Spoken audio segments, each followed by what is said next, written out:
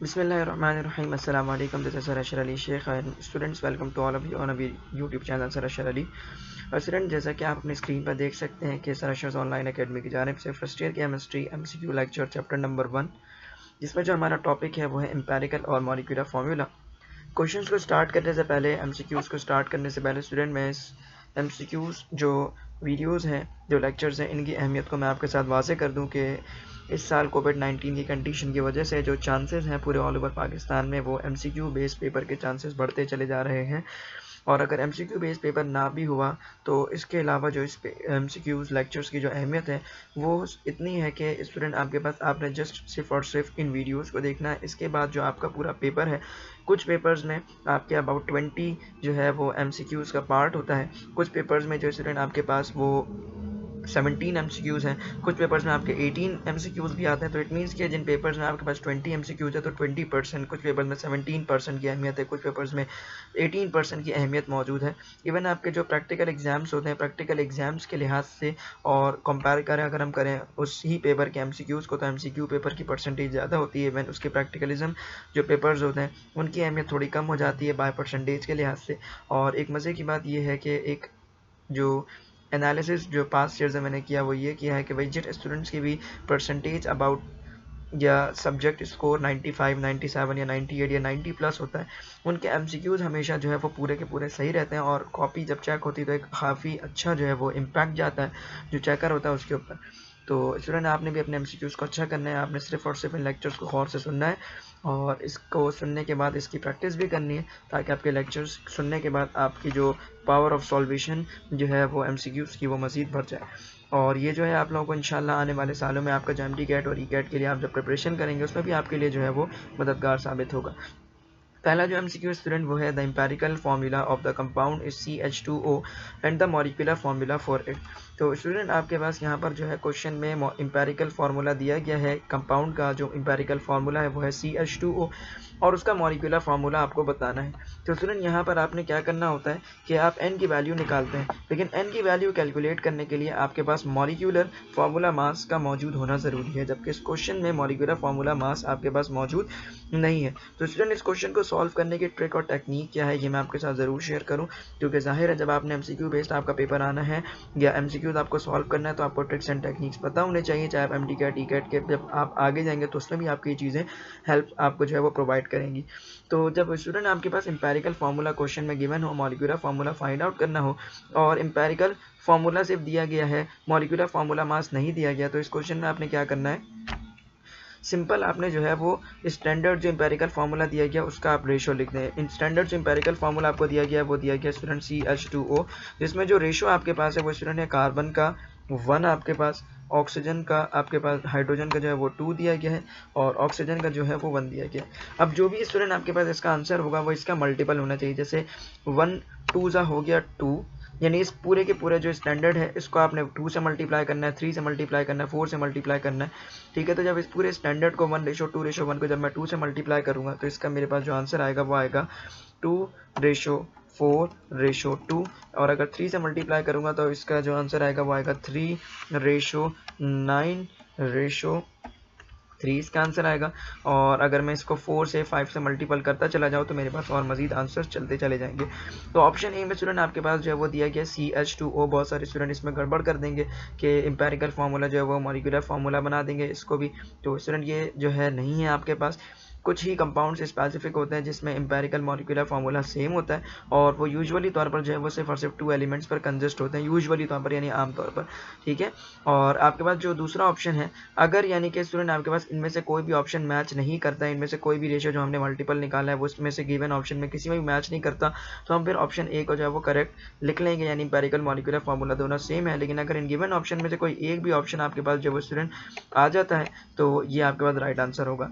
तो option B को अगर हम चेक करें स्टूडेंट तो यहाँ पर आपके पास रेशो 2:4:2 मिल रहा है, जो कि आपने जब स्टैंडर्ड रेशो यानी 1:2:1 को जब मल्टीप्लाई किया था 2 से तो आंसर आया था 2:4:2, यानी कि कार्बन के लिए वैल्यू होनी चाहिए 2, हाइड्रोजन के लिए 4 और ऑक्सीजन के लिए 2, तो it means option B is your right answer, ठीक है। नेक्स्ट एमसीक्यू पर चलते हैं और स्टूडेंट आपके पास जो एमसीक्यू है वो है the empirical formula of the compound is CH2O। Empirical formula जो स्टूडेंट आपको दिया गया है वो दिया गया है CH2O। Molecular formula mass is 60। Molecular formula mass जो वो दिया गया है 60। इट्स मॉलिक्यूलर फार्मूला इज, तो इस क्वेश्चन में आपको मॉलिक्यूलर फार्मूला निकालना है। तो इसके लिए आपने क्या करना है स्टूडेंट, एन की वैल्यू पहले आप फाइंड आउट करेंगे। एन की वैल्यू किसके इक्वल होगी स्टूडेंट, एन की वैल्यू आपके पास इक्वल होती है मॉलिक्यूलर फार्मूला मास जब आप डिवाइड कर देते हैं किससे, एम्पेरिकल फार्मूला मास से। तो यहाँ पर जो स्टूडेंट आपके पास मॉलिक्यूलर फार्मूला मास दिया गया या जो है मॉलिक्यूलर फार्मूला मास की वैल्यू है वो कितनी है स्टूडेंट 60। जबकि जो एम्पेरिकल फार्मूला आपके पास दिया गया स्टूडेंट वो दिया गया CH2O। तो एम्पेरिकल फार्मूला का वेट आप कैसे निकालेंगे, कार्बन के लिए वैल्यू क्या होती है 12। एक हाइड्रोजन के लिए जो एटॉमिक मास होता है वो होता है 1, टोटल मौजूद है 2। तो टोटल जो हाइड्रोजन के लिए एटॉमिक मासेस से आपने जो यहाँ पे वैल्यू निकाली वो हो गई 2 और कार्बन के लिए 12, तो 12 और 2 हो गया 14। और ऑक्सीजन के लिए एक ऑक्सीजन का एटॉमिक मास होता है 16। तो कार्बन और हाइड्रोजन मिला के थे 14 और इसमें जब ऑक्सीजन की 16 वैल्यू ऐड हो जाएगी तो वैल्यू हो जाएगी आपके पास 30। तो जो एम्पेरिकल फार्मूला था वो था CH2O, जिससे एम्पेरिकल फार्मूला मास आपने क्या निकाला 30 निकाला। अब 60 के साथ वाला 0, 30 के साथ वाला 0, तो 0 0 आपस में कैंसिल हो जाएंगे। आपके पास जो वैल्यू बचेगी स्टूडेंट वो बचेगी 60 डिवाइड बाय 3। तो 6 डिवाइड बाय 3 का आंसर जो आएगा वो स्टूडेंट आपके पास आएगा 3 2 6 होता है। तो यहाँ पर जो स्टूडेंट आपके पास जो n की वैल्यू आएगी वो n की वैल्यू क्या आ गई स्टूडेंट आपके पास आ गई वो 2 आ गई। ठीक है, तो n की वैल्यू आपने कैलकुलेट कर ली। एम्पेरिकल फार्मूला जो था स्टूडेंट वो आपके पास क्या था CH2O। आपके पास जो है एम्पेरिकल फार्मूला आपका मौजूद था, जिसको आप n की वैल्यू 2 से मल्टीप्लाई करेंगे तो इसका जो राइट आंसर आएगा वो आएगा C2H4O2। तो इसके लिहाज से option B C2H4O2 is your right answer. ठीक है, नेक्स्ट एमसीक्यू पर चलते हैं। नेक्स्ट एमसीक्यू आप देख सकते हैं student, what is the molecular formula of the compound when it's empirical formula is C2H5। Empirical formula जो है वो है C2H5। मॉलिक्यूलर मास दिया गया 58 AMU और जो है उसका आपके पास यानी एम्पेरिकल फार्मूला दिया गया C2H5, मॉलिक्यूलर मास दिया गया, मॉलिक्यूलर फार्मूला आपने कैलकुलेट करना है। तो सिंपल आप सबसे पहले क्या करेंगे स्टूडेंट, एन की वैल्यू निकालेंगे। एन की वैल्यू निकालने के लिए मॉलिक्यूलर फार्मूला मास जो कि कितना दिया गया स्टूडेंट आपके पास यहाँ दिया गया है 58, उसको आप डिवाइड करते हैं एम्पेरिकल फार्मूला मास से। एम्पेरिकल फार्मूला मास जो स्टूडेंट वो आपके पास यहाँ पर कितना मौजूद है देखें, तो एम्पेरिकल फार्मूला मास नहीं दिया हुआ लेकिन कंपाउंड का एम्पेरिकल फार्मूला दिया गया दैट इज C2H5। तो एक कार्बन के लिए जो एटॉमिक मास होता है स्टूडेंट वो होता है 12 और टोटल यहाँ पर जो कार्बन है वो है टोटल 2, तो 12 2 हो गया 24 और यहाँ पर हाइड्रोजन स्टूडेंट आपके पास मौजूद है 5, तो 24 और 5 टोटल जो हो गया स्टूडेंट C2H5 के लिए वैल्यू जो हो गई वो हो गई 29 आपके पास। ठीक है, तो ये हो गई 29 आपके पास वैल्यू।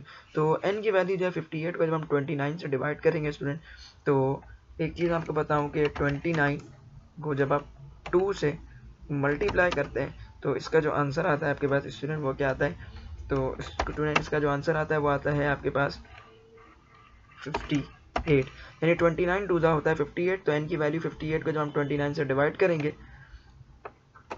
तो 58 जब 29 से डिवाइड होगा तो जो n की वैल्यू आएगी वो क्या आएगी 2 आएगी। एम्पेरिकल फार्मूला आपके पास जो है वो स्टूडेंट दिया गया था, वो क्या दिया था C2H5 आपके पास, जिसको हम किससे मल्टीप्लाई करेंगे 2 से मल्टीप्लाई करेंगे। तो आफ्टर मल्टीप्लिकेशन विद द 2 जो आंसर आपके पास आएगा वो कितना आएगा C4H10 हो जाएगा।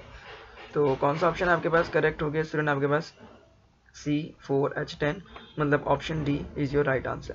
तो स्टूडेंट ये हमने पार्ट 1 आपके साथ डिस्कस किया इस लेक्चर में। इंशाल्लाह नेक्स्ट पार्ट जो है उसका जो आपके पास लिंक है वो आपको जैसे ही आप जो है चैनल को जो हमारे सब्सक्राइब करेंगे उसके बाद बेल आइकन को प्रेस करेंगे तो जैसे ही इसका नेक्स्ट पार्ट हम जहाँ पर अपलोड करेंगे तो इंशाल्लाह वहाँ पर आपको फ़ौरन से नोटिफिकेशन मिल जाएगा, जिसके बाद आप इसके MCQs की प्रैक्टिस कर पाएंगे। तो स्टूडेंट ये छोटी छोटी सी वीडियोज़ आपके लिए आपके पूरे पेपर में आपका 20% और 30% और कुछ पेपर में 17 और कुछ पेपर में 18% आपको दिलाएंगे मार्क्स, जिसके बाद जो स्टूडेंट और ये इम्पैक्ट बहुत ज़बरदस्त और बहुत अच्छा जाता है जो चेकर्स होता है उनके ऊपर, और एज अ रिजल्ट आपके पूरे पेपर में जो मार्क्स हैं वो मैंने पहले ही आपसे डिस्कस किया। जिन स्टूडेंट्स के सब्जेक्ट में मार्क्स 91 से अबव 95, 96 या 97 या 98 या 100 आउट ऑफ 100 होते हैं, इट मीन्स कि उनके MCQs में कोई भी मार्क्स नहीं कटते। तो MCQs अब में आपके मार्क्स नहीं कटने चाहिए।